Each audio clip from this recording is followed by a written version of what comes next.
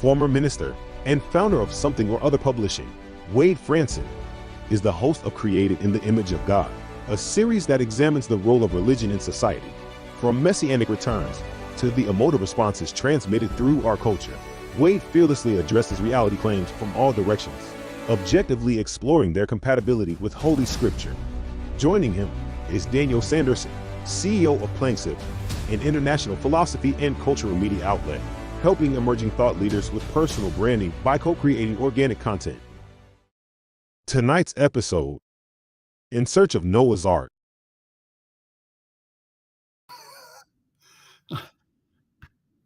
Okay, so welcome to tonight's episode. I'm really excited about today's episode. We've got a really special guest, and we're going to be talking about a monumental topic. Tonight's topic is actually directly and indirectly related to the search of Noah's Ark. And I know this is a religious podcast. It's a religious show, so I think everybody who is tuning in is going to be quite surprised and quite intrigued by tonight's guest, because the man literally wrote the book on this mountainous adventure. So I want to invite somebody into the studio, and we're going to talk about his book. It's called Full Moon Over Noah's Ark. This is an odyssey to Mount Ararat and beyond. This is Rick Antonson. I'm going to bring him into the studio, and here we go. How you doing, Rick? I'm really well, and thank you for having me aboard. Right on. I think we still have a little bit of remnants of a what would we call it, a Google Meet. Now there's probably a bit of an echo going on, so let me get out of that. That did not work at all. That was a bit of a problem. Bear with us, folks. This is a live show, so we do have, from time to time, we have some challenges. Just bear with me while I try and get him back in.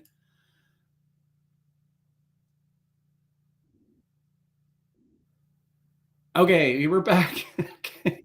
So, the best of shows, it's actually pretty funny. The best of shows, there's always an element of technical difficulties with a live show, and tonight's no exception. We have Rick back into the studio, and let's see if we can bring him in. There he is. Okay, do you get any echo from me, or does this work as you want it to work? It works perfect. I think we're good. All right. Just so that the audience knows, well, let's kind of go from the top down on some of the technical issues. I'm still ghosting in a weird way. I updated my video cards and a bunch of different stuff, so I'm running a very complicated AV setup that is going to give me this like delayed reaction. I hope that the sound is working a little bit better, but we do have Rick in studio, and it was really interesting. We went through a bit of a hiccup, and this is maybe case in point for future guests. Safari is just not compatible with Restream, is it, Rick? No, well, it didn't want to, and I thought that I didn't take that personally. I think it just didn't want to invite me the way it should have. So with your help, I've ended up with the Chrome adaptation, and here we are. Yeah, you didn't take it personally. I love that. So you guys are going to get a little hint about why Rick's a very interesting person, and I think it comes through in his writing. This was, Rick, by the way, the first book of yours that I had the pleasure of reading. And let me just trade spaces with you here. I'm going to stick you up on the other side, and I'm going to put an overlay here of your book. And this is so that everybody can kind of see exactly what this book is about. I thought to myself, was there any particular reason why I picked this book to read first? Let me hide this logo here. Full Moon Over Noah's Ark, an Odyssey into Mount Ararat and Beyond. Okay. All right. All right. Let's I meditate spend on time that with for my a book. sec. I hope you get to the others now that you've started with them, but I really appreciate that.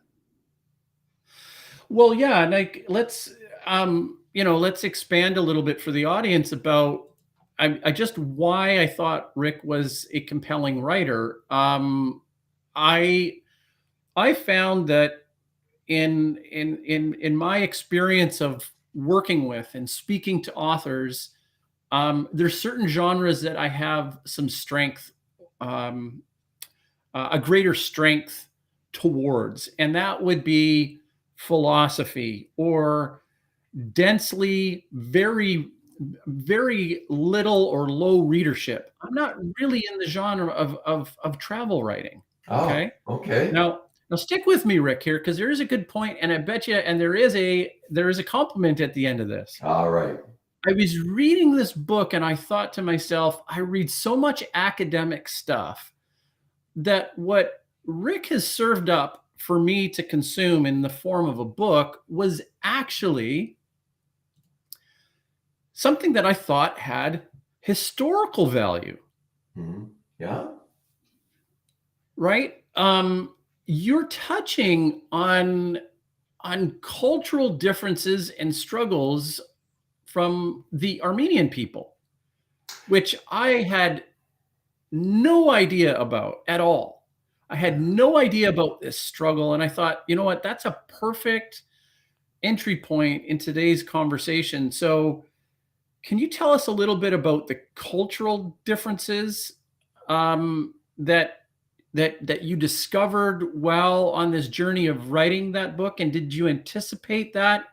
Because it came in your mind that I just want to tackle a mountain. Is that Well, I had read about Mount Ararat as a child. I heard the story of Noah's Ark allegedly encountering Mount Ararat. That whole story that is in history well known or well told, and in religious circles it is well known. So there's no news about that. I had read about others who had attempted to go to Mount Ararat, whether with the intent of climbing it or being there or seeing a place of great note, or for some actually going and seeking, perhaps they thought they would find some remnants of Noah's Ark. So that motivation of going, I had gone on solo journeys before. I'd gone to out of the way places. The whole possibility of trekking on Mount Ararat, let alone maybe joining an expedition to the summit, intrigued me. So I went. In terms of anticipation, though, that part of the world has been so complex for so long that I think any manner of, hey, this is what I'm going to encounter that I may have had in my mind was going to be tossed about, because perceptions are one thing, but being there, having the insights of someone local who can tell you their take on things, that's what's really valid. So encountering the story of Armenian genocide, or encountering the story about Kurdish fighting for independence, or learning about Turkey as a country, or eventually standing on the top of the mountain on the cover of the book, where you look into Armenia and you look into Iran while you're in itself in Eastern Turkey. You're in disputed lands. Mount Ararat is something that the Kurds think may one day be part of an independent Kurdish nation. The Armenians believe should actually be part of today's Armenia. Turkey holds it as their own, and they've got the military power or wherewithal to keep it that way. So when you talk about the cultural differences, or you ask about them, I think my anticipation was that I had to be open. I take it as a covenant with myself as a traveler, separate perhaps from being a travel writer, but as a traveler, the onus is on me when traveling to meet as many people as I possibly can who are different than me.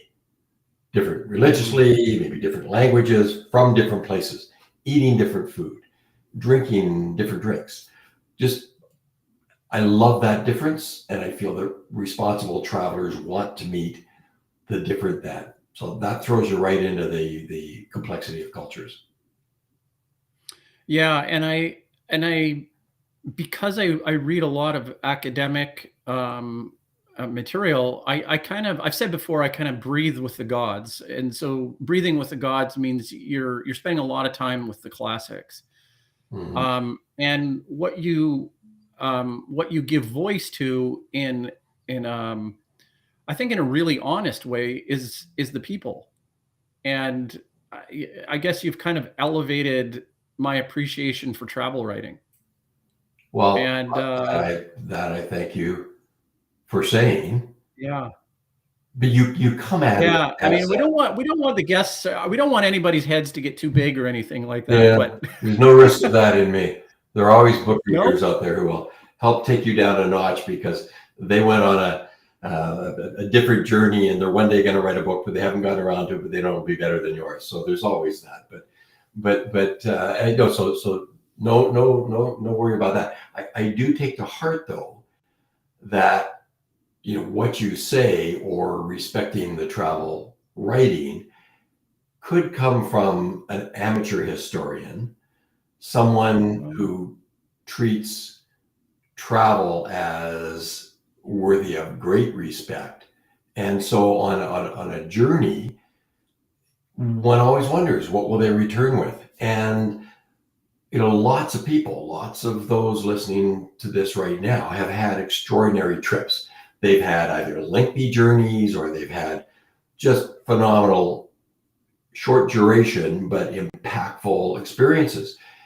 The fact that rolls out from that is that most travel experiences that any of us have might sustain a magazine article, perhaps a podcast, maybe be merit going on an extended Facebook posting or something. Very few travel endeavors could support a book length treatment, because to make that work, you need the narrative thread of a journey filled with incident and anecdote. It can't be recounting a diary of entries. And you need the people, as you talked about, and you need their stories. And their stories are what drop you into a history you do not know. And then if you're working on a book length treatment, you've got to substantiate that. You've got to delve into little sayings that they've maybe told you about, that you've got to authenticate. You've got to clarify, validate. You've got to do all of those things as a researcher, even if it's desktop research. So you strive to do that. If in travel writing, one can draw out the history, look at it through the lens of the individuals that you're encountering, and let the geography speak to you, you do indeed give voice to all manner of other storytellers. And perhaps the beauty of travel writing is that it allows many voices to share in the storytelling. Yeah, that's really cool. So if I'm echoing back what I heard you explain, is that there are some techniques that you can use to tease out the importance of a journey or the writability or the worthiness of a journey. But there's also, I would imagine, some journeys that you've been on that just haven't actually developed or matured into anything worthy enough to actually write a book on. Have you had any disappointments with some of your traveling? No disappointments. I've never been disappointed in a travel experience. That doesn't mean it always has been exemplary, but I enjoy the difficulties, the challenges, the inconveniences, all of that come with travel. So I don't get fussed and end up saying, well, that wasn't a good day. I'm not wired that way. But in terms of writing, I didn't begin to go on journeys with the intention of becoming travel book author. And yet that's what happened. So my first journey was to Timbuktu, long thought of as the most remote place on earth. And you and I could not go there today without the fear of being kidnapped bait.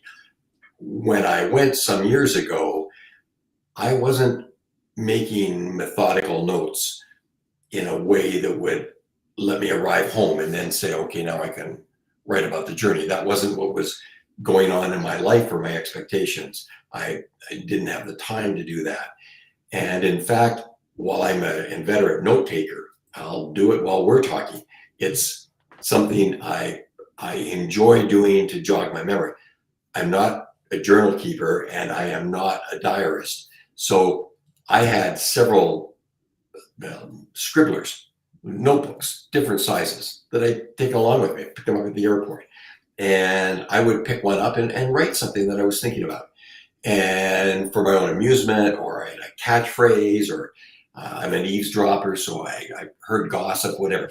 I might note these down.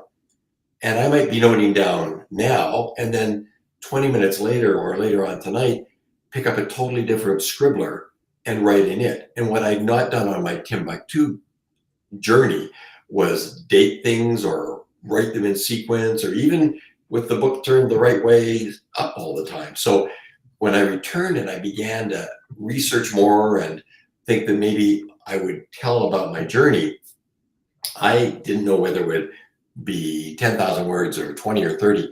I ended up writing 120,000 words. It became a book of about 88,000 words after editing, trimming, honing my skills and homing in on the necessary. So that happened without me being methodical about it. Today, I would be more methodical on my books because it saves me time and is more enjoyable, less frustrating than trying to put together a wallpaper pastiche of notebooks. Well, let me give you a tidbit to write down, and we could consider it something that might put you on a nice little adventure. Okay, so All right. now you may know this or you may not, and I actually don't even know if there's a correlation here. But Okay, let's there try. was the Scriblarians. Now this is a group in England that consisted of Alexander Pope and Jonathan Swift. Really? And yeah, and I don't know if it was so much about scribbling down notes, but I think there was a cultural, philosophical pushback to the philosophies of John Locke. So, for example, John Locke had this this theory of memory, that if an experience, that if I took all of my experiences and transplanted them into you and vice versa, that our beings would actually change based off of cumulative experiences, right? And the Scriblarians, Jonathan Swift and Alexander Pope, probably the most notable and huge, enormous. I mean, Swift, I really Sure, of course. love his poetry, and Alexander Pope I find to be one of the most impressive voices of literature. Probably impressive when not being intimidating, right? Well, yeah, I wonder if that long gone time about how to write. I mean, he rewrote or translated the Iliad, right? And imagine the undertaking. First of all, you're working with someone else's words, trying to share them through you, not channeling, but as properly as you can in a different language, so that other people are exposed to that voice, not just the story, but the voice, the message, the philosophy, everything that was underpinning the original. To dedicate so much of one's time to doing that is not selfless, but it certainly is. You're giving up finding your own words for your own ambitions, for your own voice, and using those of others, and making an almost incalculable amount of time commitment. Yeah. Well said, Rick. It's I think that's I think that's accurate. Have you heard of the Inklings, since you've talked about the Scribblerians? No, what's are the Inklings? So now I'm just going to reach here because I happen to have a book handy called the Fellowship of the Inklings. Am I holding that up? So it's C.S. Lewis. So the technical difficulties still continue. I'm ghosting all over the place. I think our sound. All right. Well, there's the cover of the book because it was on my desk, but it's C.S. Lewis and J.R.R. Tolkien and others. I saw that. Owen Barfield and Charles Williams. Fascinating. So they're all college, university professorships intermingling and their writings, but like that, they were kindred souls, and as much as their writing spirits were of the same time, even though they had different approaches. Some in poetry, Tolkien obviously in his early days writing stuff that none of them understood, but they would encourage and want him to come back the next Thursday night at the pub to talk a bit more about it. But a fascinating grouping that doesn't get heard about. There are other groups, but I did not know about the Scribblerians, so I'll pursue that. So the Inklings, is there something from a wellspring or a muse that relates to the idea of an inkling, like a tendency towards? Is there something about? I think it's a word that has been around, and they ended up being designated as such, but a writerly term of sorts. It wasn't actually a phrasing or a designation that I had ever heard until I came across the book, found the book, read it, found out that this group that would gather, and they would have others who were like periodic drop-ins, but for a number of years, more than a handful of years, they had pretty intense sharing of writing, sharing of reading, sharing of philosophies, and often one of them would be the contrarian of the night, who just brought a whole bunch of different perspectives because they'd been researching or writing or working on a paper, or had encounters with students that got them thinking differently. So all of that enabled a pretty vigorous set of discussions and really cool friendships. And then, of course, Tolkien went on to become rather well known, and Lewis became well known, and others dropped by the wayside. But think back to your bit about the Scribblerians. It's like-minded people that get together to share disparate views that they're coming across and try to improve or enhance the other side of the conversation. So I'm going to ask you about young writers. Again, I'm coming at this from networking with other academics, philosophy professors, and I'm going to make a generalization here, but the generalization is that writers in an environment of university, say, there's a push to write for clarity. There's a push to write. I think just it's good teaching practice to instruct your students how to find their voice, but hopefully that voice is one of clarity and direct, intentional speech. And yet there's such a variety with some of the great writers that didn't seem to arrive that way. Do you find that we're putting writers through a sausage maker of sorts in our institutions? Well, I think the word you used is a terrific starting point for such a discussion, because you used the word push. And many great writers over time have not been pushed at all. They had something in them. They had to get up the end of the pencil. And there was an urgency. There was a rush for that. So it may not have been easy. They may have had hardships, but it was a sort of internally driven. Many of them had a story to tell, or they were compelled to tell stories.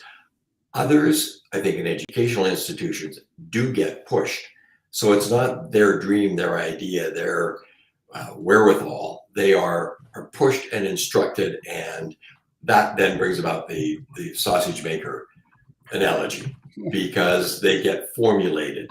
And I had someone look at some fiction I was trying to write once, and they said, "Oh well, here's the formula. Here's what'll create a book that's going to get accepted as a mystery book, say, and it has this, and then by 10 pages in, you really need to have this happen and that happen, and there needs to be whatever love interest or shotguns, whatever." But that was an undertaking of, I can push you to write this and tell you how to do it, and you got a lottery chance of coming out the other end with a successful book. That is zero interest to me.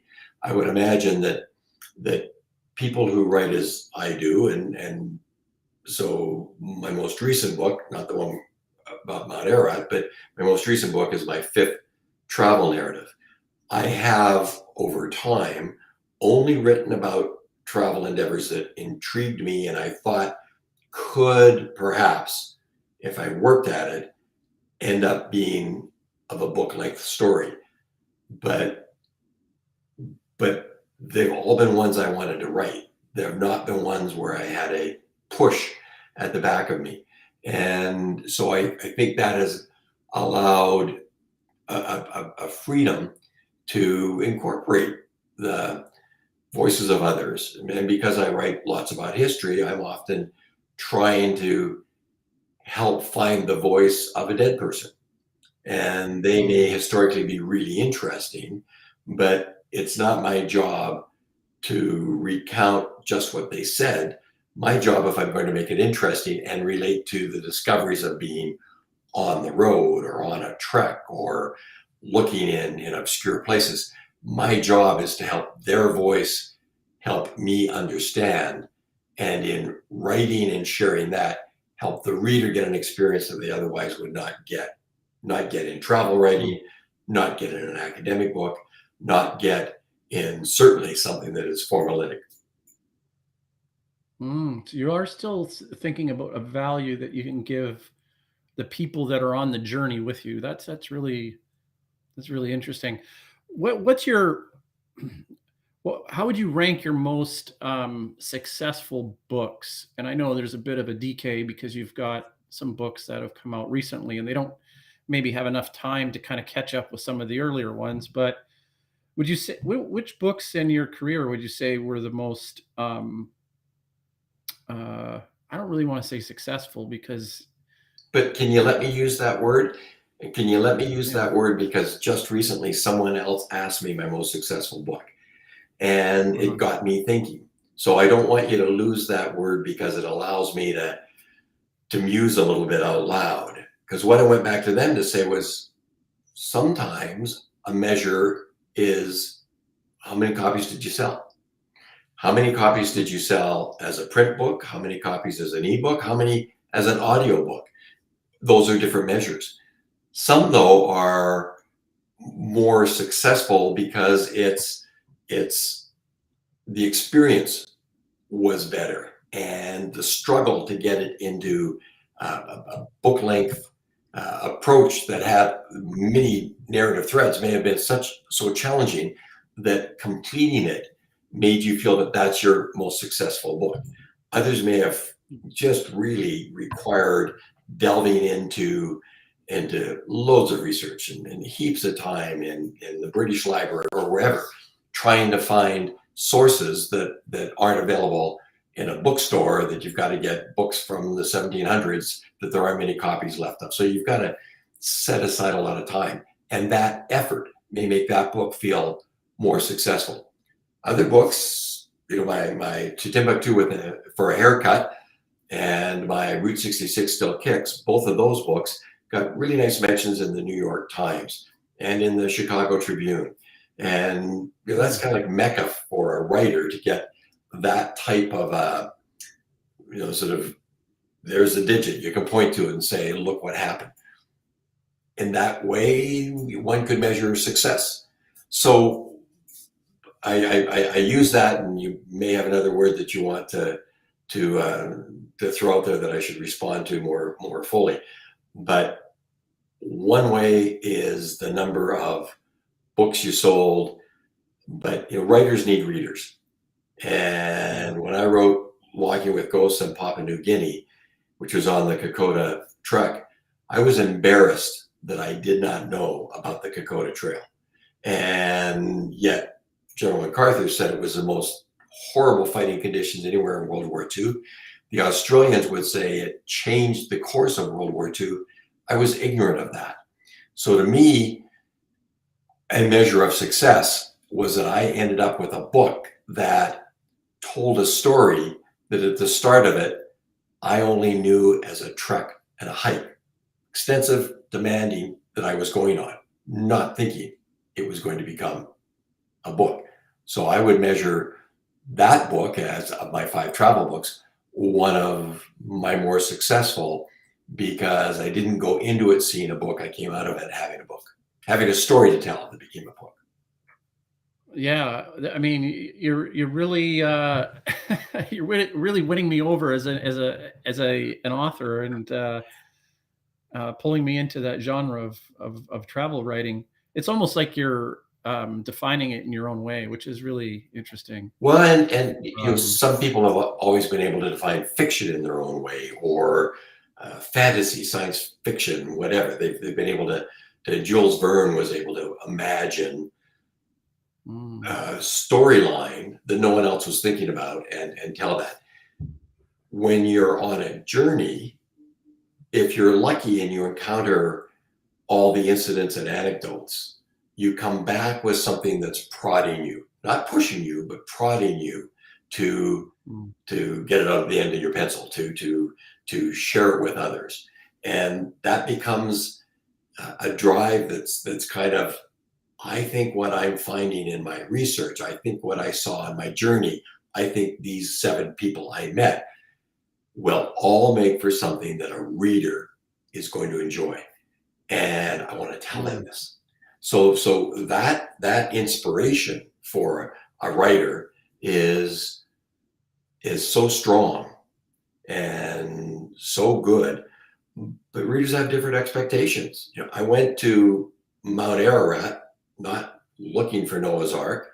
I didn't want Noah's Ark in the title. I actually had said the title should be Full Moon over Mount Ararat. And the publisher's in New York.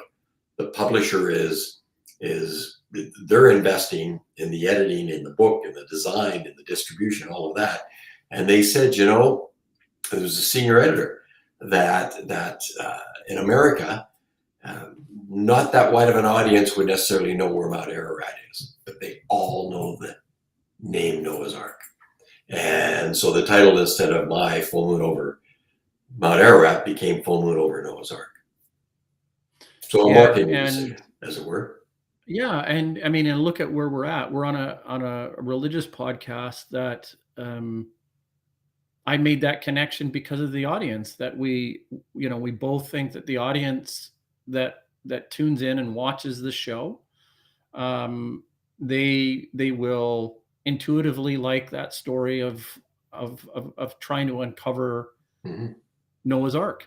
And so, yeah, let's spend a little bit of time on that. Okay. So tell me about the idea of the full moon, and I've heard a little bit about the story of trying to find a picture. So maybe you could explain trying to find the picture and maybe coming up short, or what was your vision of having the picture of the full moon, and why the full moon? Like what was it about that anchored you to the serendipity at the start? I was in touch when I was going to go, and I had found someone I thought could perhaps be a guide if I could get to the city of Van in eastern Turkey.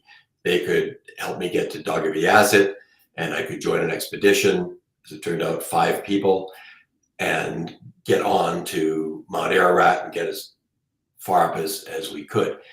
When I was talking with someone about a date, and she happened to be someone helping this guide try to assemble a bit of a group, we picked a date that I thought I could get there, make my way there.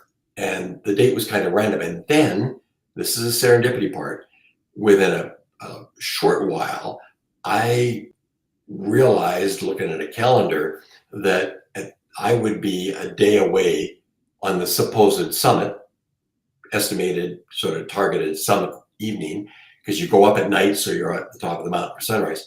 I would be there a day before the full moon. So I sent a note and said, is there any chance we could just juggle this? Because right now they were still trying to find some other people to go along to make it a viable expedition, and people with mountaineering experience or the willingness to train and everything, because Ararat's 17,000 foot high mountain.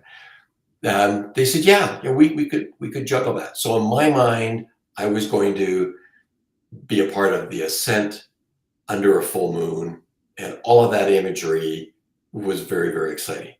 So then back down all of this, and my son Brent, who is a writer, essayist, has a new book coming out and about travel. But at the time, he was teaching English in Iraq, and my wife was living in Europe, working, and so I was going to be there. And then we decided we could get to Armenia. I needed to get to Armenia. It's the other side of Mount Ararat from the side I'd come up in Turkey. I needed to get to Armenia. I needed more information, more understanding, because some early ascents had gone in from the Armenian side, as we would call it today. So we got there, and we got to a remote place that at this point, I didn't have a photograph, couldn't find a good photograph of a full moon over Mount Ararat. We got to a place, an old church. And Armenia is the oldest Christian nation on the planet. It's been a core of them forever. So as a country, as a nation. And so we're at what at one point was a religious establishment, still partly, but had travelers going there as well, a little bit of a tribute that people would want to do. And there was a photographer taking pictures there, old, wizened man. Wizened by that, I mean sort of a bit shrugged over, as well as it turned out incredibly wise. And he wasn't using a fancy camera, but he was offering to take pictures of people, earning a little bit of money. So we talked to him, and we asked if he, by any chance, had a photograph of a full moon over Mount Ararat. He ended up taking us to his home and giving us a photograph of full moon over Mount Ararat. It's actually on the back of the sort of technical glitches. Notwithstanding, it's on the back of the book. Yeah. So that was a wonderful find, a great story. But there it was. I write about that, about Brent and me looking to try and find a photograph. I was talking to other Armenian photographers. I stopped by a couple of shops. I talked to bookstores. I looked at books about all these photographs of Mount Ararat. There was nothing. And then we run across this fellow who could help us, and not only helped us, but gave us a lovely, lovely story about going to his home, having drinks with him in his home. It just his loving stories of showing us photographs of his wife, whom he photographed as a model. All of that comes out in the book. It absolutely relates to Mount Ararat, at the very core of Mount Ararat, but also at the heart of travel. Yeah, well said. Well, that's very interesting. So what about, at what point did the theme and topic and the idea of the arc start to dominate some of your thoughts? Well, it became an element that was it's sometimes a preoccupation. People would say, people who recognized right away Mount Ararat would often say, "Are you going looking for the ark?" And putting in context how long ago the biblical story or the Hebrew writings would have had the ark happen, the possibility of remnants would be were all of that factual, would have been difficult to find remnants, unless they were frozen, as some explorers have said they believed could happen, that the Ark could have been encrusted in ice, and therefore certain elements of preservation would have happened. So you can't go to Mount Ararat as a writer, as a researcher, and some of this was in advance. A lot was when I returned. You can't go without wanting to know everything about the flood story, the possibilities, the prospects. And a challenge for me as a writer was how to write with a respect for science and all of the rigors, the academic expectations, and all of the guidances that would come from that. And on the other hand, how to respect those of a religious viewpoint who took a somewhat literal interpretation of Noah's Ark. And while science will provide much evidence of the age of the universe, the age of the earth, there are, and I have this as a footnote in the book, 32% of adult Americans believe the world is no older than 10,000 years. So when scientists are saying that the uprising of mountains brought sea life to dead sea life, obviously, to high peaks, the other view would be that I write about this. God put bones in stones for man to find. So while I'm trying to write so that neither science or someone of a religious persuasion would think I'm writing tongue in cheek, I have to respect both views in the telling of the story, laying down what turned out to be an hypothesis that I take personally could easily be defended as a source for the flood story that became the biblical Noah's Ark story. So I can talk about that. But in doing that and in writing that and in researching that, one comes across all manner of things, but and you know, it's easy to put sort of tongue in cheek and say, well, really, the whole world, Noah's Ark flooded, up it goes out of the mountain. But John Irwin, an American astronaut who's been to the moon twice, arguably more knowledgeable about me than anyone else when it comes to science, a man of substantial bearing and credentials and academic training. He led 3 expeditions to Mount Ararat in search of Noah's Ark. So as a travel writer, as a reporter, and doing that, there's no way to undercut that and say that a man of means and education should not be accorded full respect for his endeavors. So I do that. On the other hand, science would call into question the ability of a flood of that magnitude to happen. So I'm left with, as a writer, what hypothesis would I put forward in my book, and I do, that could have led to the flood story that eventually could have ended up in the Bible. Ah, yes, a little bit of tension for people to pay attention to, and you do it well. It's kind of an apologetic, a bringing defense, or it's like a bringing together of those views, and it's very interesting to hear you describe that, because I noticed that in the way you wrote the book. I've been on kind of a similar mission on this show, because I've said that, what is the secular philosopher doing? Well, in today's episode and last week's episode, I ended up hosting it by myself. That's only because Wade's indisposed of for the last couple of weeks. He's doing a really interesting, and he was so disappointed that he couldn't come for this one. So we might have to have you back. Well, he's done things like, in his early days, I think he was on the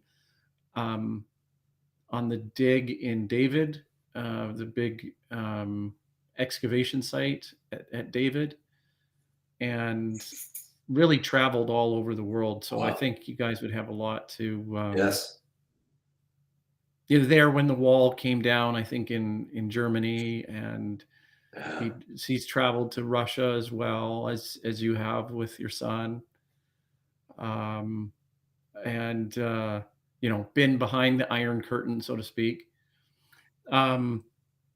So I know he would be really excited, and he kind of flies at a faster flywheel than me, so he probably would spur off a bunch of. I like to really listen to the guests. I'm not saying that he doesn't, but he kind of speeds things along really quickly, and it's such a different sort of pace. Anyways, I wanted to maybe ask you. Well, I want to ask you about a little bit more contemporary state of the world sort of question. I know it's a bit of a pivot, but what do you think about the current state of affairs with Russia and geopolitics, the way they're unfolding? You've got such a good breadth of understanding and skills when it comes to different cultures. What's really happening with some of the stuff in the world today? How can you summarize and make sense of some of this stuff? I once heard someone say, and I've repurposed this on occasion as I'll do now, to I wish I could remember the name so I could credit them with saying it, but I think it fits here. And this is what they said: what was isn't, what is won't be. And we live in an utterly fascinating time, possibly the most fascinating time ever. And we have hardship in front of us on the news every day, whether it's immigrants trying to get across a big body of water and get to Europe, or whether it's the Ukraine, Russia, absolute unhappy nonsense, or whether it's going back to the moon, or it's a sub that goes down so far and then implodes. And all of that science happens right around us. And it pushes us, and there's the word push, where it's, I think, really, really a strong impetus. It pushes us to become philosophical about things, because otherwise you can't cope with it. It pushes us to realize that even if you have a strong religious faith, that really bad stuff happens. But it also gives us this sense of for people who enjoy reading about history or writing about history as I do, you realize that you pass through the complexity of a real set of international geopolitical cock-up right now, which every morning you kind of feel is take what you know and throw it like a tossed salad, and see how things settle by noon, because you can expect things to be going in a certain way. You can read all the political momentum that you can identify, whether you're watching BBC or CNN, or you're talking this with a person. I respect you, I know about your background, but it matters not. What we surmise is the current situation, because when we get off this and turn on the news, the world we left behind when we started talking could well be in tumult that we never anticipated within 60 minutes. And the thing is, we will know it. So, I got exposed to Russia many years ago. Then my son Brent was there teaching. Our son Brent was there teaching. Then Brent and his brother, our other son Sean, the three of us traveled across Russia by train. I've been back since. So Russia, and I learned a lot of this through my own experiences, but also through son Brent Anton's eyes, is what a wonderful people, what remarkable food, what a deep culture, what fascinating history that at every point was written with tension in the minds of a writer, but also just reflected that it's never been a country without tension. But the people are beautiful, big hearts, but it's also a country with immense corruption, and now it's under a dictatorial charade that just allows so few people to have so much money, which better spent could, of course, as dictators always do when they hoard the money, better spent, they could have one of the world's best educated societies. They could have one of the world's best economies. They could have an even richer display of a culture that most countries would envy in terms of its music, its literature, its arts, its performing arts, all of that. So you get a country like Russia with all of that rolls all those chips into the center of the table and ends up as a pariah nation that blinds all of the rest of us right now, blinds us from looking at what it was, what it can be, and all we're looking at is what it is. And I will say again, what was isn't their Exhibit A. What is won't be, but it would take a while. All by way of saying I know nothing that I can say in a succinct manner about what today means, or any observations that I think will hold more than 10 minutes. That's wonderful. I'm going to play a short commercial break, and when I come back, I'm going to give you my God hypothesis as a secular believer. But for the audience, stay tuned. We'll be right back. Like that. In a world increasingly disoriented and lacking spiritual values, many are turning to religion as a source of inspiration and comfort. Each person chooses their individual path, and if there is one thing we are known for, it's providing a positive platform for diverse points of view, to provide each of us the opportunity to discern truth for ourselves. Something or Other Publishing is proud to announce the creation of Royal Falcon Press imprint to feature the unparalleled talent of multiple writers who will bring uplifting and thought-provoking contributions to the body of religious literature, offering current spiritual insights and practical solutions to the challenges we face. Let's grow together as one of the most substantial spiritual communities on the internet. Register and explore a new way to achieve universal wisdom and reinforce your faith with all the surprises Royal Falcon Press has in store for you.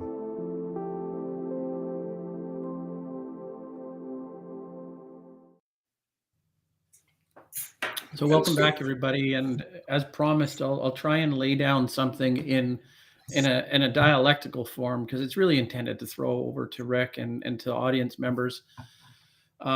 Which, by the way, I've been probably neglecting a little bit here. So this is what happens when I run everything by myself. Let's have a quick look here. All right, we're not doing too bad with the audience, but so the God hypothesis in this is that I've said before that I've kind of changed how I identify. I guess right? This is kind of I'm trying to set myself up here for something, but as just a secular believer, and I actually leave that believer dangling, because to whoever's listening to that, whoever's interpreting that, can be taken in a few different ways, and I feel I don't even need to defend it. I think get to know me and then understand what that means. But the idea of religion is that I've softened around it quite a bit and tried to appreciate the beauty of it and focus on the wisdom of religion. And what you were describing so nicely was this idea of a phenomenal, like an experiential moment in time where you relinquish yourself into, there is an unknown that we can't fully predict.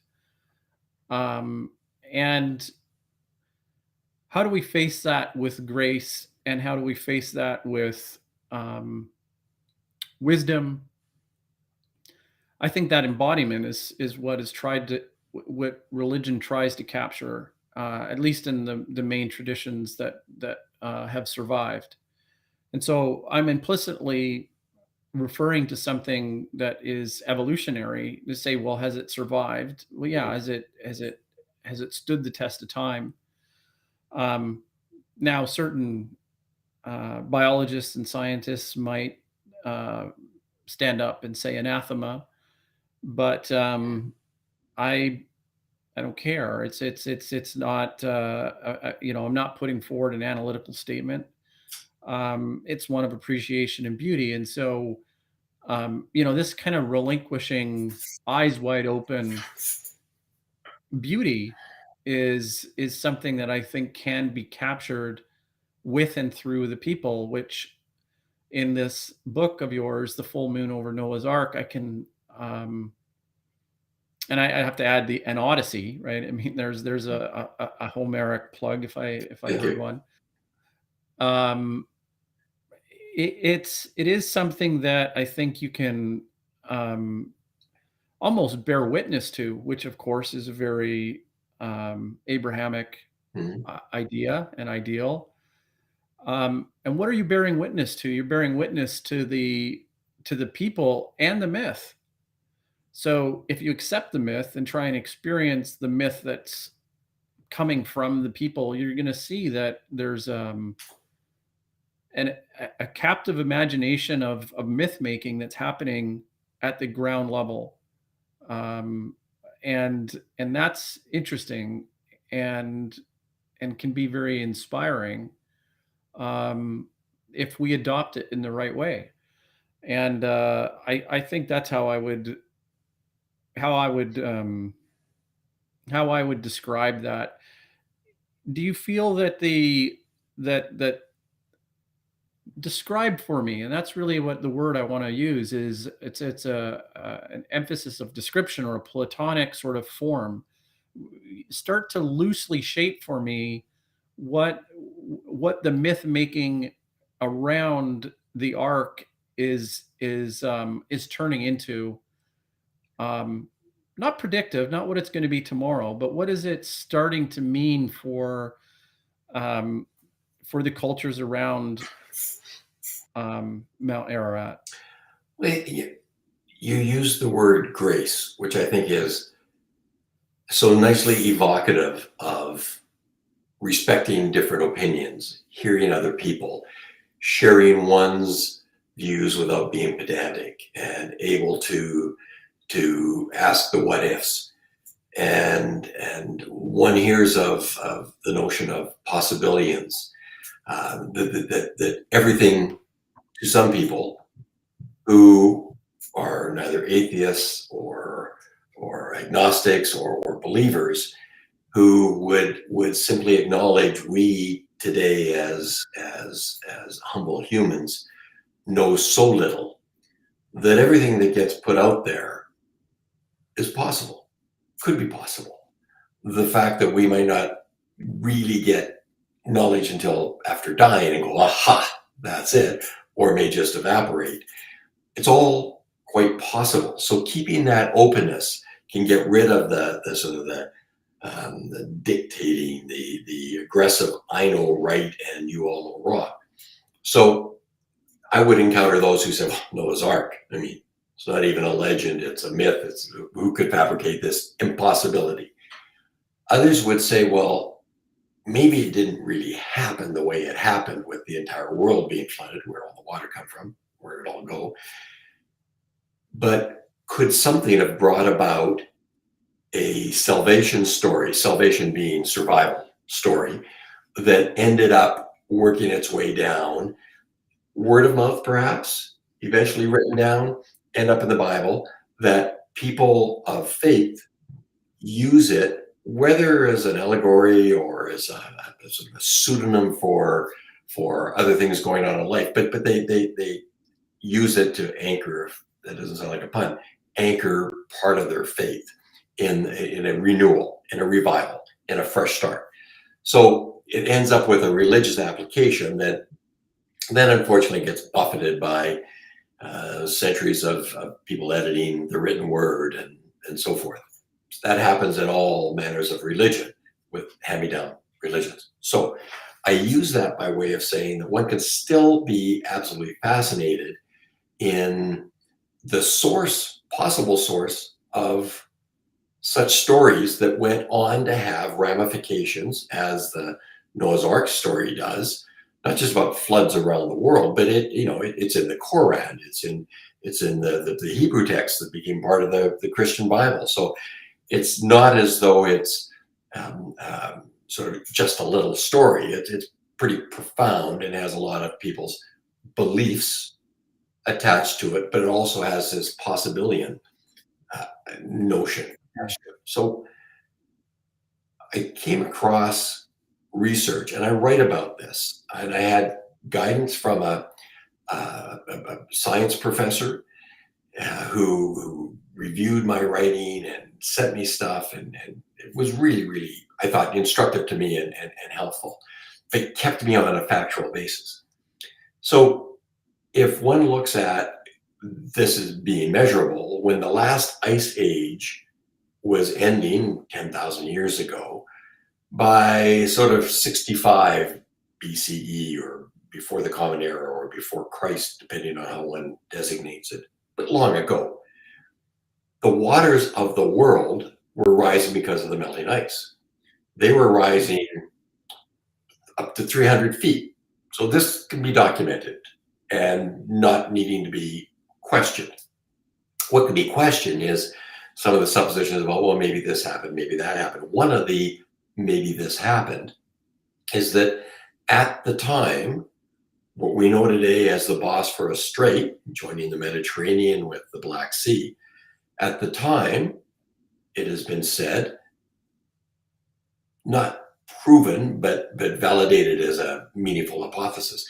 At the time, that was not a strait. At the time, the Black Sea was a large, very large, freshwater lake. And that between there and the salt water in the Bosphorus inlet was a land bridge. Call it the Bosphorus Isthmus or whatever you want, but there was a land barrier there. And the waters rose against this. Now, the hypothesis continues that at one point, the waters began to spill over and crumble this land bridge. And the salt waters moved toward the fresh waters of the Black Sea. Coincident with this time, nomadic peoples had begun to become more able to farm, less needing to journey on. They would fish in one spot, they would keep cattle. So there were settlements along the shore of this freshwater lake. And in the hypothesis, a lot of research about which has been done by Ballard, who found the Titanic, so he brings a pretty solid oceanographer research bent to it, is that the magnitude of the water going over this land block at the end of what created the Bosphorus Strait was like 200 Niagara Falls. And the waters around these communities on the lake shores were rising 6 inches a day. So what would happen is that those with boats would load up family provisions, the family cattle, and many of them would evacuate because where they were living was soon going to be under hundreds of feet of water. And they would disperse, and many of them would have dispersed eastward toward Mount Ararat. Were that to have happened, very good likelihood that, or an iteration of that, could have happened. The people who did escape and who survived would have had stories, and they may have in fact landed close to Mount Ararat. It may have been on the horizon, or the floods could have driven them that way. But it would have been 2,000 years of oral history, which we know isn't the most reliable source. But 2,000 years of oral history before anything got written down to tell the story of the survivors of this great flood that certainly drowned the world as they knew it, submersed everything where they had ever lived. Their world was gone. They drifted off to a new world. 2,000 years of oral history. And then the first style of writing, cuneiform, that angled writing, starts to get notched down. And one of the stories told in the Epic of Gilgamesh, which is probably the first book on our planet, one of the stories told is of a flood. Survivor's name's not Noah. He may not have been the only survivor, but his world had been flooded and he escaped with his family and food provisions and all the animals. Make that chicken, cow, whatever. They survived. More importantly than them surviving, perhaps, is their story survived and works its way down into Mesopotamia. And then when the Jews go out of their land and they go there before they come back from Babylon, they import the story. Lead character's name gets changed. It's now about Noah, a single boat, a bigger family, and it's called an ark. Hand-me-down history. Yeah. I try to tread lightly on this because I want to do it with the most respect for the listeners and the religious audience, but in a form of honesty that comes to me. I think about the possibility of this oral storytelling coming to a point. Mm-hmm. And there's a natural ethics at play that when we encounter the suffering of one individual, there's something unique about that versus a multitude of people. So if you have 1,000 starving children in Africa versus one child, we somehow discount it based off of one. And so where am I going with this? Well, what makes the story more meaningful is how much it actually makes us emote and feel. Yes. And to anthropomorphize something into a single point of a hero, like Noah, however it may be, a blasphemy to say that it was not, it's in violation to anything in the Bible. That's not my intent for anybody listening. But how I'm parsing this is that when you explained the plethora or the plurality of people that were taking their individual livestock from their homesteads and putting it and moving, there's a replication here. There's not really a point of saying that there was 120,000 families. That this is not the news. This is a singularity that's kind of unique and perverse to our modern day, we'll say reporting. But the way to transfer the knowledge the most efficiently and the most impactfully that will transfer over time really is to make it so that it becomes one with the person. And we all relate to a protagonist. We all relate to a hero. And so I think that is really the core of a psychology that really starts to shape and form these oral traditions.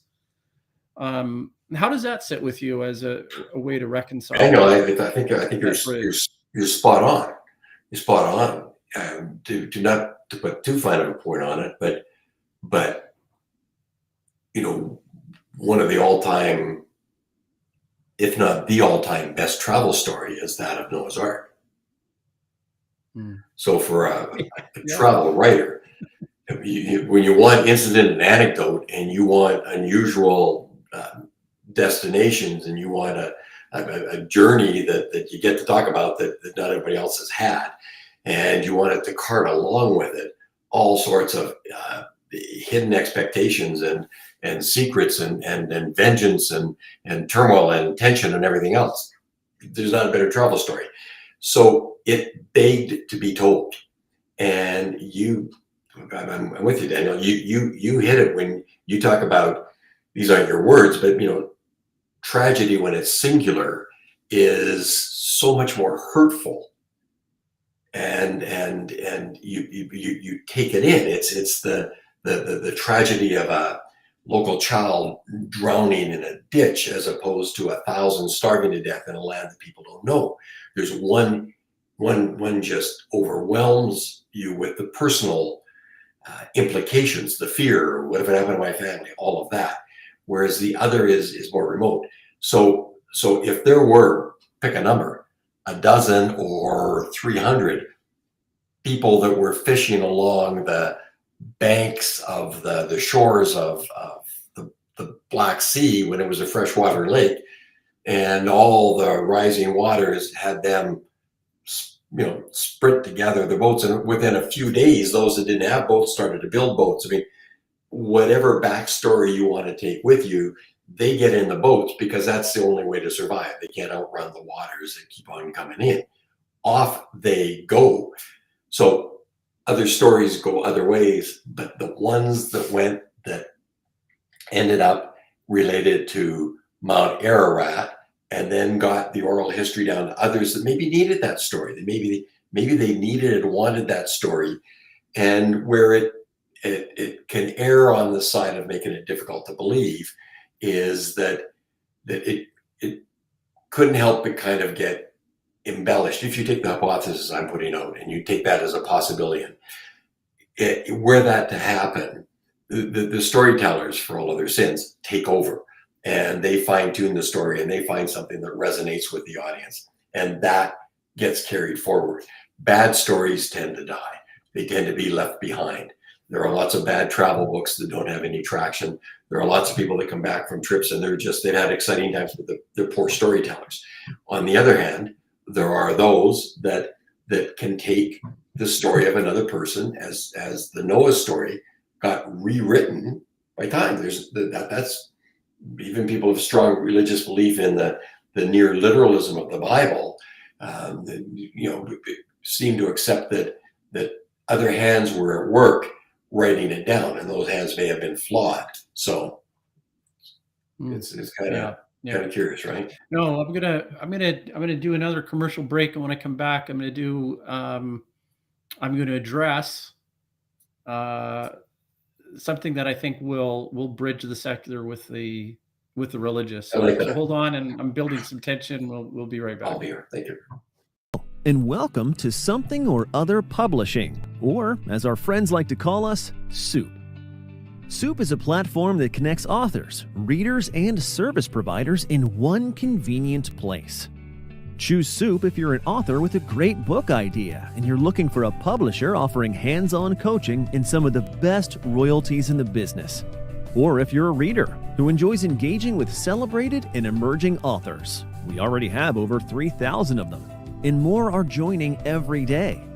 You can even win free books by voting on their book ideas.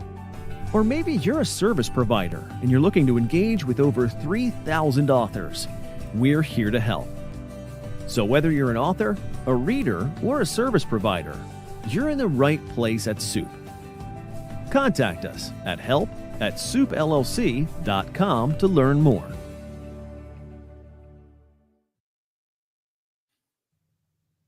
Okay, I'm back again here with Rick Antonson, the author of Full Moon Over Noah's Ark. We've been talking about it at length for the last hour and 20 minutes. I've really enjoyed your time. And as promised before we went to the last commercial break, I said I would address something. And it's a double meaning because it's literally an address. 221 Baker Street, 221B Baker Street is the fictional home of one Sherlock Holmes. And we have to ask ourselves, well, I mean, first of all, the address doesn't actually exist because it doesn't go to 221. But we have to actually ask ourselves, what's more real in the minds of millions of people? Any one of the people that live on Baker Street, right? Or Sherlock Holmes. And I always like using that example because that address is more real in the imagination of millions of people than any one particular person who has ever walked on that street. Very, very, very good. When I went to West Africa and wrote my book, To Timbuktu for a Haircut, all of the research and everything I was doing, and it fascinated me. But I would say that half the people I talked to about having been to Timbuktu told me that they honestly believed Timbuktu was a fictional place, like Shangri-La, that had been made up.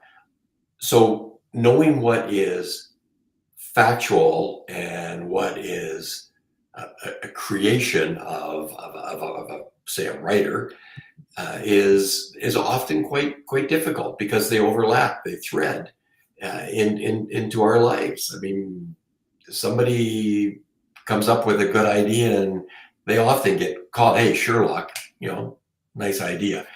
People say that for something that is clever or insightful or unusual.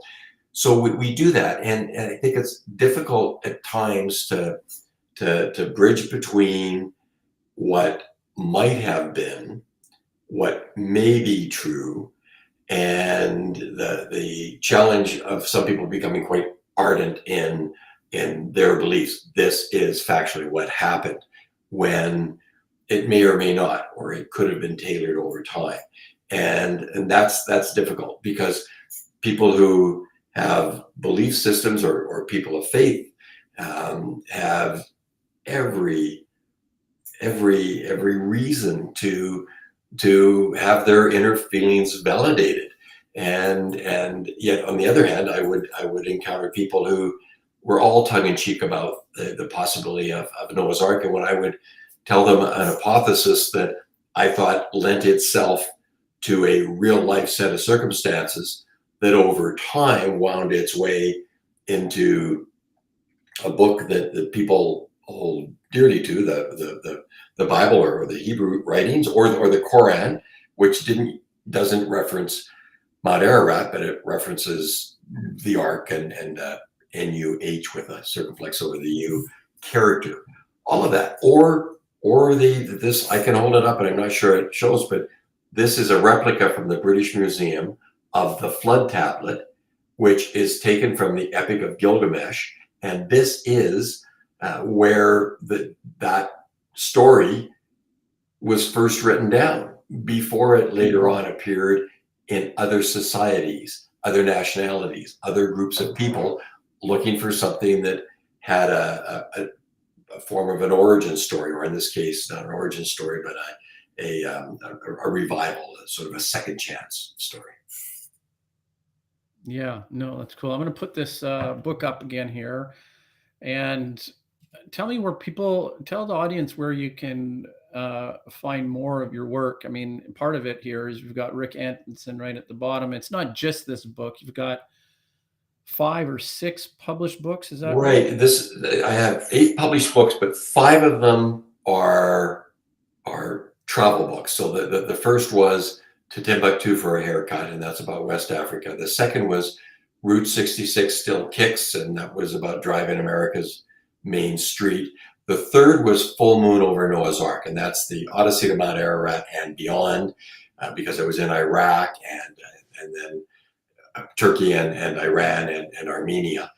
And then the fourth was Walking with Ghosts in Papua New Guinea, and the subtitle to that is Crossing the Kokoda Trail in the Last Wild Place on Earth. My most recent book, which just came out a month or so ago, is called A Train Beyond the Mountains, and it's Journeys on the Rocky Mountain here. And it's the history of the politics and the construction, all of the very difficult things, the displacement of indigenous peoples, everything that came about during the building of the Canadian Pacific Railway, which really is what forged the nation of Canada. So Train Beyond the Mountains is the most recent of the 5 books, and everything from Barnes and Noble to Chapters to Amazon to loads of really cool independent booksellers have been really, really helpful. The first 4 are all audiobooks, but all 5 are e-books as well as print edition books. So yeah, I mean that's the context of those writing and how over time I became a full-time book author, and here I am at your Right. part of it. Yeah. I found a really engaging conversation. And you're in retirement age, so it's not like you've given up and you've said, "Oh, I'm done writing. I'm going to go and retire now." It's something that you've blended into a retirement hobby. So it must be something you really love to do. It's a job. I mean, I had a career in tourism. I spent 20-some years as president and CEO of Tourism Vancouver, and involved a lot internationally with marketing and destinations, and the advocacy that came with tourism development, lots of things like that, concerns about tourism development, over tourism. So I was very active in that. I retired from that so I could spend full time as a book author. So that was 9 years ago, and today I am a full-time book author. I work at my book writing 40 hours a week, most weeks. Oh, good for you. Good for you. I'm going to play one more, well, maybe a couple more, but I'll play another ad. And when I come back, I'd like to talk a little bit about the advice you'd give new writers. Yes. And yeah, so chew on that while I play this, and we'll be right back. Discover the world's religious traditions like never before with Ocean 2.0 Reader. Our custom ebook reader is designed for exploration and study with an immersive audio integrated reading experience and powerful research tools available on all platforms including web, Windows, macOS, Linux, Android, and iOS. Experience the benefits of immersive reading by combining ear and eye with improved comprehension and vocabulary acquisition. Our interfaith library features books from various religions, so you can have access to a wealth of knowledge. Try Ocean 2.0 Reader today and elevate your reading experience. Well, who says AI isn't taking over the world? It definitely took over whose ever job that was to read that. There you go. But I think it's it maybe allows us to all get things out that we normally wouldn't get things out. Who knows? Whatever. It's another episode about AI. I mean, that's a whole different conversation. But Rick, what can you we span the wisdom of thousands of years, and we talk about the birth of humanity through the Logos. I guess this is kind of the real touch point of religious fundamentalism, is that the beginning of recorded time is exactly that, recorded time written down with for example, like the epics of Gilgamesh, or I'm not sure if linear A, linear B. It's just an inventory. One we don't know, the other one we know.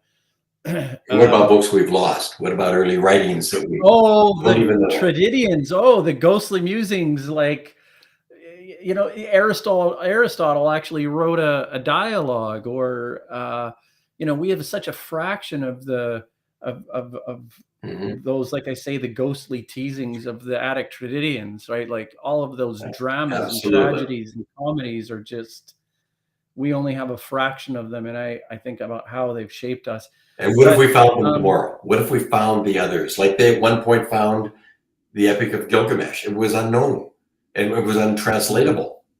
They couldn't decode the cuneiform, even though they knew they had a story there in front of them. So what about those? Exciting that would be. Those were the early writers, some of them young writers. I can't even imagine coming across something and realizing that it is a story and not, and realize that it's from that particular time, like ancient Greece or something, or earlier. Like, that's so amazing. But it will be found in Timbuktu today. There are hundreds of thousands of ancient manuscripts from the 1300s and the 1400s, because there was a time when Timbuktu was more important to Africa than London or Paris have ever been to Europe. It was the center of all things. So gold from the south would come to trade with salt from the north, an ounce of each worth an ounce of the other. But under a benevolent governorship of the time, they had many madrasas, 20 some odd madrasas, universities, and scholars, those who could write, would if a camel caravan came in, 30 camels or 300 camels, it was detained until the scholars at the universities copied all of the writings that were there. And those manuscripts still exist. So many of them have been tucked away in people's houses. Many of them are barely preserved, and they're trying to separate the pages to find out what was being written. Most of them Arabic writing, many of them Hebrew writings. So as they work their way through found existing documents, what news will they come across? What stories will they come across? Because these were writings on optics, on astronomy, on spiritual laws. But most people could not read, and those who could read and write were said to travel the ink roads. And the ink roads went through Timbuktu, to the point that it at one point was said that there was so much in the way of writing there that Timbuktu traded in gold and salt and ink. So we know these stories that have worked their way through. We know music that's worked its way through. And what you and I might agree is some of the most beautiful music in the world, or some of the most important writing in the world, just happens to be what got to us. There could be better music created that just never got published, just never got out there. There were many other books that were candidates for inclusion in the Bible, did not get included. What if a woman's voice had been included and was well known now? How would that change people's perceptions? Blasphemy. We're talking about some. We're talking about the Orthodox.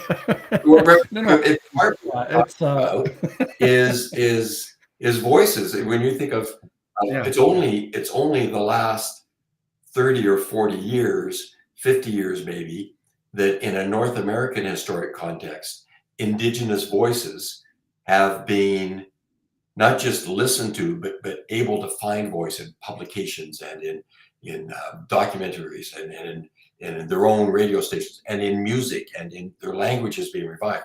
All of those things have taught us that voices that were willingly suppressed or just absent, when they're added to the conversation, it brings so many new views and so much more information that makes us think anew things that we hold to. So too with historic documents, not in a what should be in the Bible or not, because people hold that, many people hold that it's an entity that deserved to be and is to be. But there were many other writings at the similar times that those of us may be familiar with parts of the Bible or parts of the Quran or Hebrew writings are not familiar with those other writings. And how would they inform us? Is there much like the Quran has a different take on the Noah's Ark story, it is still a survival story. It is still one of a fresh start. And so that gets there, but it may not be the only fresh start story historically.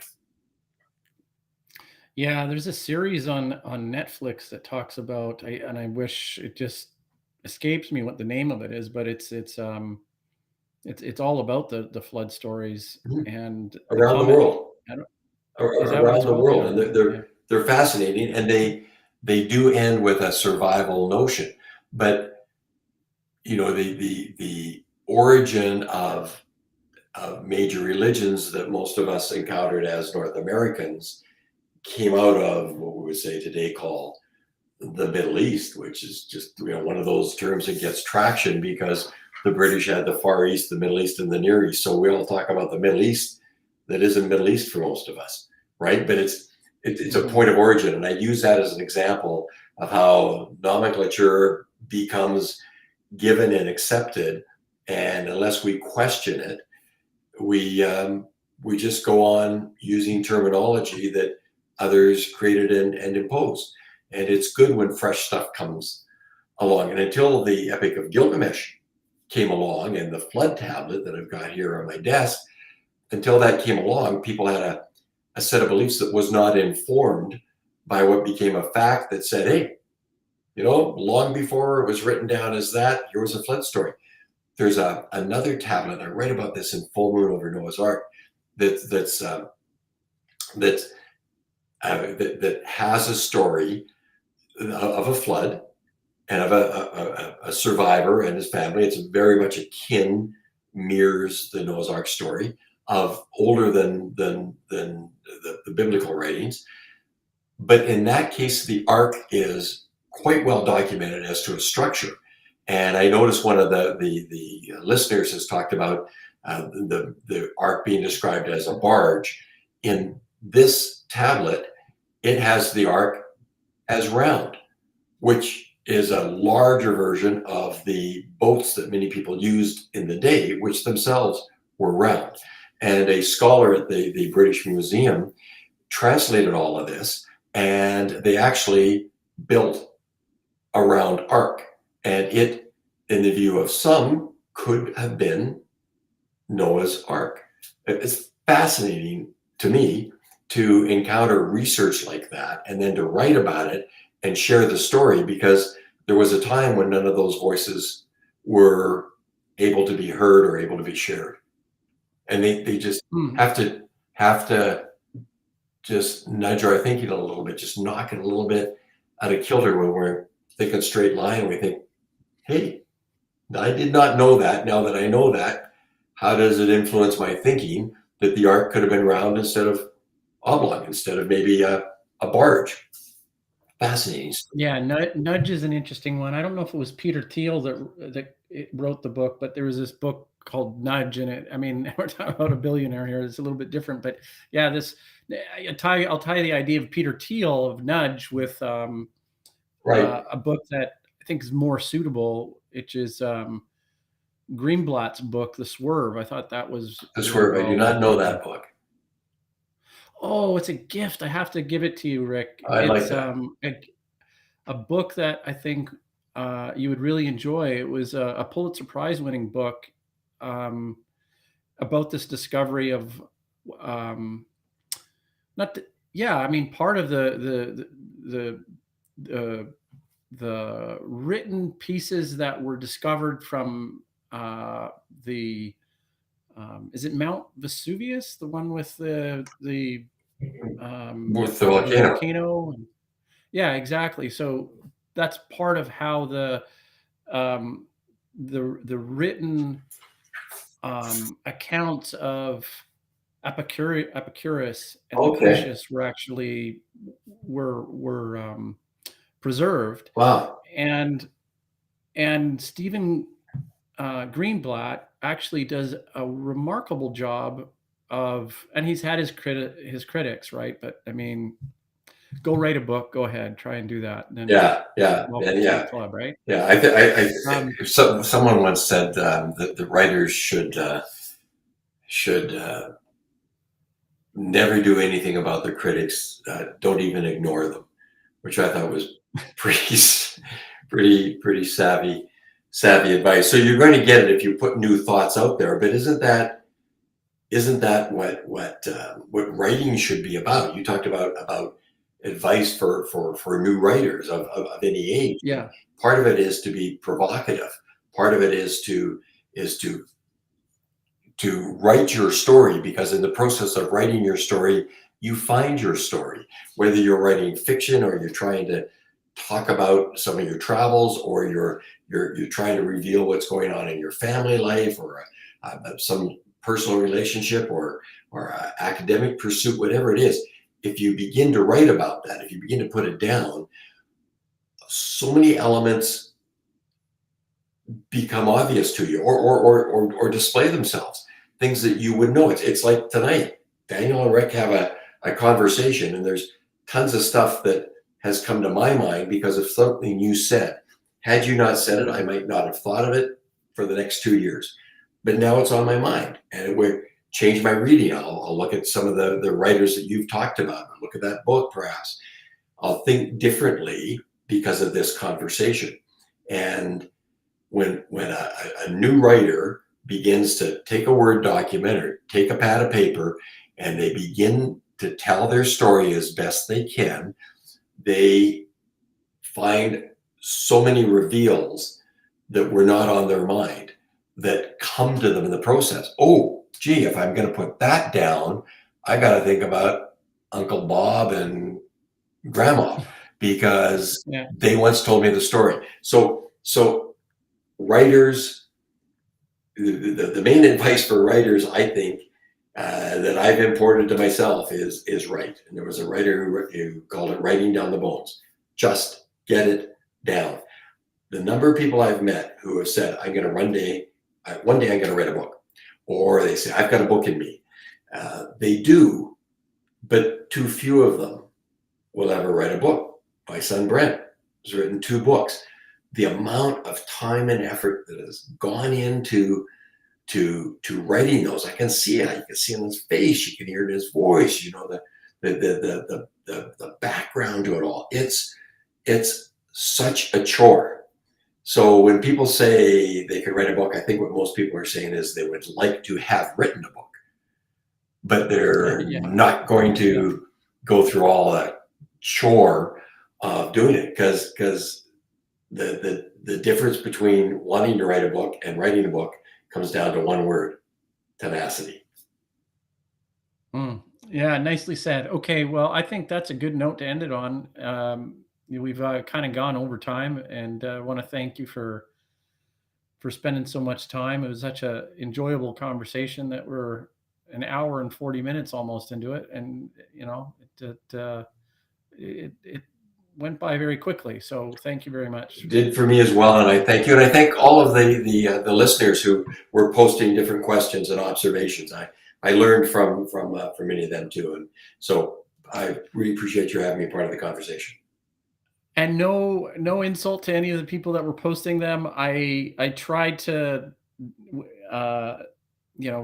straddle them a little bit and try and read them. And I didn't actually bring you into the conversation or the chatters, but we want to thank you for participating, and we want to welcome you back for next week. And check out Rick's book and some of his other titles. I think you'll be very pleasantly surprised with the discovery of Rick Antonson. Thank you very much. It means a lot to me. Thanks. Recognizes the transformative potential of combining art and technology, creating a platform that celebrates synergy. Joining Planksip means becoming part of a vibrant community that thrives on intellectual discourse, creative collaboration, and idea exploration. Whether you're a writer or an artist, or simply passionate about culture, Planksip offers membership plans tailored to your needs. So unlock your creative potential with personalized content co-creation and guidance from Planksip founder, Daniel Sanderson. That's me. Choose from 3 pathways: participate in the Writers Cooperative Competition, host a video podcast series, or utilize our publishing services. Gain official contributor status, publication opportunities, advanced literary analysis tools, and free content creation services. Join Planksip today and explore the fusion of art and technology. Share ideas and nurture your creative pursuits. Embark on a journey of artistic discovery, intellectual growth, and creative collaboration in an ever-evolving landscape of art and technology. Really good. I